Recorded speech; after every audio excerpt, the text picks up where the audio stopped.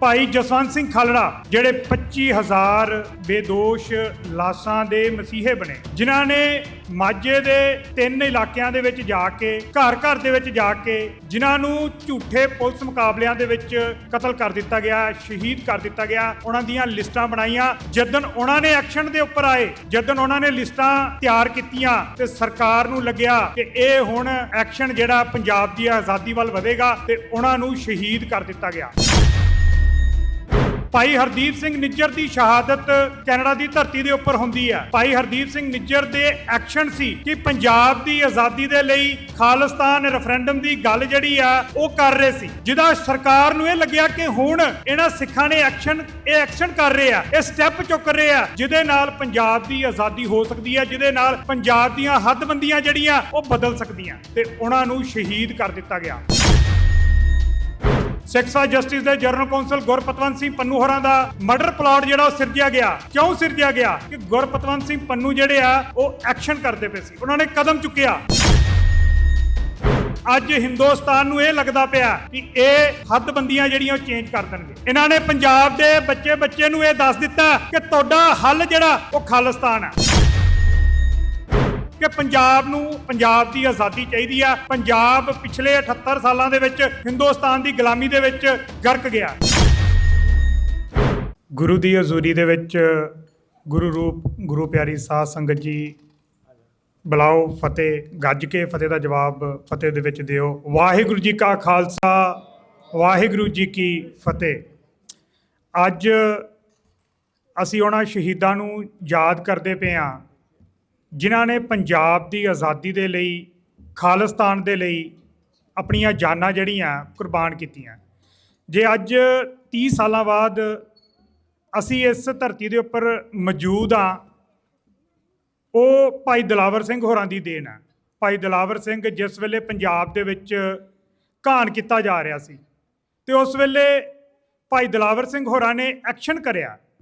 ਭਾਈ ਦਿਲਾਵਰ ਸਿੰਘ, ਜਿੱਦਾਂ ਆਪਾਂ ਭਾਈ ਧਰਮਵੀਰ ਸਿੰਘ ਹੋਰਾਂ ਦੀ ਕਥਾ ਦੇ ਵਿੱਚ ਵੀ ਗੱਲ ਸੁਣੀ ਆ ਕਿ ਕਈ ਦਿਨਾਂ ਤੱਕ ਬੰਬ ਜਿਹੜਾ ਆਪਣੇ ਸਰੀਰ ਦੇ ਨਾਲ ਬੰਨ੍ਹ ਕੇ ਚੰਡੀਗੜ੍ਹ ਦੀਆਂ ਗਲੀਆਂ ਦੇ ਉੱਪਰ ਘੁੰਮਦੇ ਸੀ, ਔਰ ਇਹ ਐਕਸ਼ਨ ਕਰਨ ਦੀਆਂ ਤਿਆਰੀਆਂ ਚੱਲ ਰਹੀਆਂ ਸੀ ਕਿ ਕਿਹੜਾ ਦਿਨ, ਕਿਹੜਾ ਵੇਲਾ ਉਹ ਆਏਗਾ ਕਿ ਉਸ ਜ਼ਾਲਮ ਨੂੰ ਅਸੀਂ ਸੋਧਣਾ।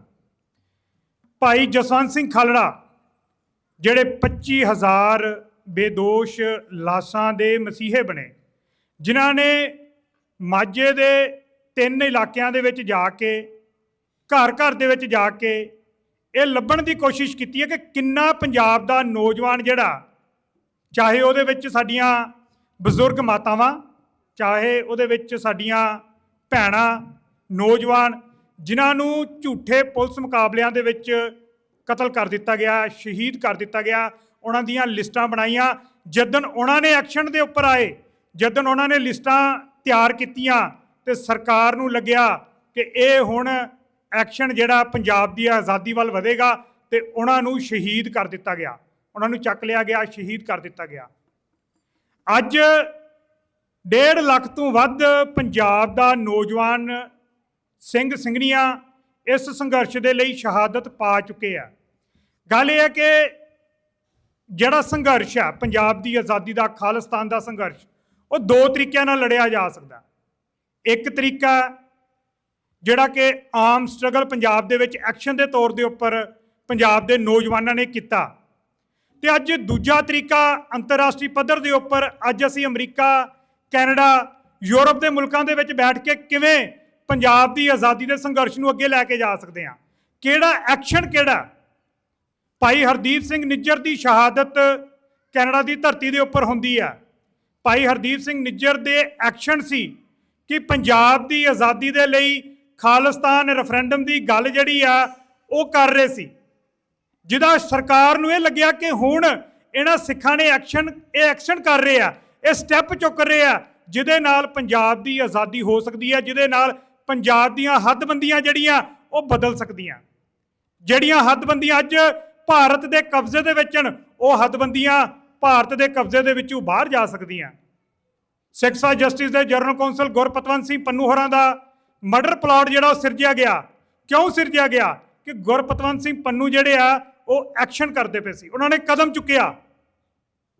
ਅੱਜ ਕੱਲ ਦੀ ਗੱਲ ਆ, ਕੈਨੇਡਾ ਦੇ ਵਿੱਚ ਇੰਦਰਜੀਤ ਸਿੰਘ ਗੋਸਲ ਜਿਹੜੇ ਕਿ ਸਿੱਖ ਫਾਰ ਜਸਟਿਸ ਦੇ ਕੋਆਰਡੀਨੇਟਰ ਆ, ਜਿਹੜੇ ਇਸ ਵੇਲੇ ਖਾਲਿਸਤਾਨ ਰੈਫਰੈਂਡਮ ਜਿਹੜੀਆਂ ਨਵੰਬਰ 23 ਨੂੰ ਵੋਟਾਂ ਜਿਹੜੀਆਂ ਆਟਵਾ ਦੇ ਵਿੱਚ ਹੋਣ ਲੱਗੀਆਂ, ਉਹਨਾਂ ਵੋਟਾਂ ਨੂੰ ਲੈ ਕੇ ਉਹ ਅੱਗੇ ਚੱਲਦੇ ਪਏ ਆ। ਉਹਨਾਂ ਨੂੰ ਵਿਟਨੈਸ ਪ੍ਰੋਟੈਕਸ਼ਨ ਦੀ ਗੱਲ ਕੀਤੀ ਗਈ ਆ RCMP ਵੱਲੋਂ। ਕੈਨੇਡੀਅਨ ਜਿਹੜੀ ਮਾਊਂਟਡ ਪੁਲਿਸ ਹੈਗੀ ਆ, ਕੈਨੇਡਾ ਦੀ ਪੁਲਿਸ, ਉਹ ਇੰਦਰਜੀਤ ਸਿੰਘ ਗੋਸਲ ਦੇ ਘਰੇ ਆ ਜਾਂਦੀ ਆ ਤੇ ਇੰਦਰਜੀਤ ਸਿੰਘ ਗੋਸਲ ਨੂੰ ਕਹਿੰਦੇ ਆ ਕਿ ਤੈਨੂੰ ਆਪਾਂ ਵਿਟਨੈਸ ਪ੍ਰੋਟੈਕਸ਼ਨ ਦੇ ਵਿੱਚ ਲੈ ਕੇ ਜਾਣਾ ਚਾਹੁੰਦੇ ਆ। ਤੇ ਬੜਾ ਰਿਸਪੈਕਟਫੁਲੀ ਇੰਦਰਜੀਤ ਸਿੰਘ ਗੋਸਲ ਕਹਿੰਦਾ ਕਿ ਮੈਂ ਵਿਟਨੈਸ ਪ੍ਰੋਟੈਕਸ਼ਨ ਦੇ ਵਿੱਚ ਨਹੀਂ ਜਾਣਾ। ਹੁਣ ਵਿਟਨੈਸ ਪ੍ਰੋਟੈਕਸ਼ਨ ਕਈ ਭਰਾਵਾਂ ਨੂੰ ਹੋਏਗਾ ਕਿ ਇਹ ਕੀ ਚੀਜ਼ ਹੈਗੀ ਆ। ਵਿਟਨੈਸ ਪ੍ਰੋਟੈਕਸ਼ਨ ਉਹ ਥਾਵਾਂ ਹੁੰਦੀਆਂ ਜਿਹੜੀਆਂ ਸਰਕਾਰ ਦੀ ਆਪ ਦੀ ਬਣਾਈ ਹੋਈ ਉਹ ਸੇਫ ਹਾਊਸ, ਜਿਹਦੇ ਵਿੱਚ ਵਿਟਨੈਸ ਨੂੰ ਰੱਖਿਆ ਜਾਂਦਾ।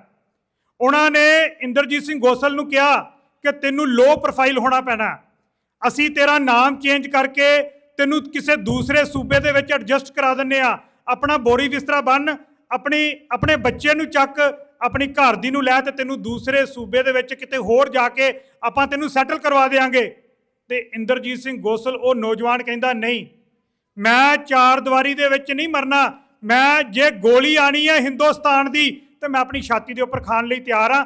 ਮੈਂ ਪੰਜਾਬ ਦੀ ਆਜ਼ਾਦੀ ਦੇ ਲਈ ਹੋਣ ਵਾਲਾ ਰੈਫਰੈਂਡਮ ਜਿਹੜਾ 23 ਨਵੰਬਰ ਨੂੰ ਆਟਵਾ ਦੇ ਵਿੱਚ ਹੋਣਾ, ਉਹਦੇ ਲਈ ਕੰਪੇਨ ਕਰਨੀ ਹੈ। ਅੱਜ ਸਾਡਾ ਉਹ ਨੌਜਵਾਨ ਭਰਾ, ਇੱਕ ਇੰਦਰਜੀਤ ਗੋਸਲ ਨਹੀਂ ਆ, ਇਹ ਤਾਂ ਸਿਰਫ ਇੰਦਰਜੀਤ ਗੋਸਲ ਦਾ ਨਾਮ ਅੱਜ ਮੀਡੀਆ ਦੇ ਵਿੱਚ ਆਇਆ ਤੇ ਤਾਂ ਉਹਦੀ ਗੱਲ ਕਰਦੇ ਪਿਆ। ਅੱਜ ਸਿੱਖ ਫਾਰ ਜਸਟਿਸ ਦੇ ਨਾਲ ਤੁਰਨ ਵਾਲੇ ਹਰ ਉਸ ਨੌਜਵਾਨ ਨੂੰ ਇਹ ਹਦਾਇਤਾਂ ਜਿਹੜੀਆਂ ਉਹ ਦਿੱਤੀਆਂ ਗਈਆਂ।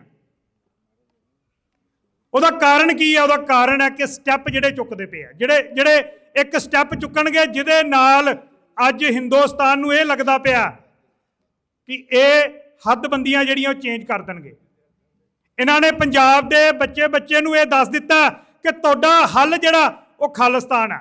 ਜੇ ਖਾਲਿਸਤਾਨ ਦੇ ਕਾਰਨਾਂ ਦੀ ਗੱਲ ਕਰੀਏ ਤੇ 1947 ਤੋਂ ਲੈ ਕੇ 2025 ਦੇ ਆਏ ਹੋਏ ਹੜ੍ਹਾਂ ਤੱਕ ਅਸੀਂ ਹਰ ਰੋਜ਼ ਦਾ ਇੱਕ ਦਿਨ ਦੱਸ ਸਕਦੇ ਹਾਂ ਕਿ ਪੰਜਾਬ ਦੀ ਆਜ਼ਾਦੀ ਚਾਹੀਦੀ ਆ। ਪੰਜਾਬ ਪਿਛਲੇ 78 ਸਾਲਾਂ ਦੇ ਵਿੱਚ ਹਿੰਦੁਸਤਾਨ ਦੀ ਗੁਲਾਮੀ ਦੇ ਵਿੱਚ ਗਰਕ ਗਿਆ, ਖਤਮ ਕਰ ਦਿੱਤਾ ਗਿਆ ਪੰਜਾਬ ਨੂੰ।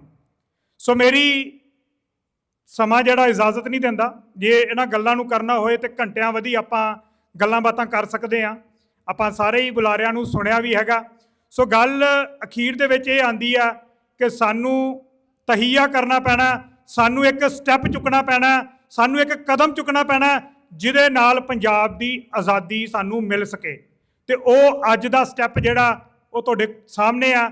ਖਾਲਿਸਤਾਨ ਰੈਫਰੈਂਡਮ ਦੀ ਕੈਂਪੇਨ ਚੱਲਦੀ ਪਈ ਆ।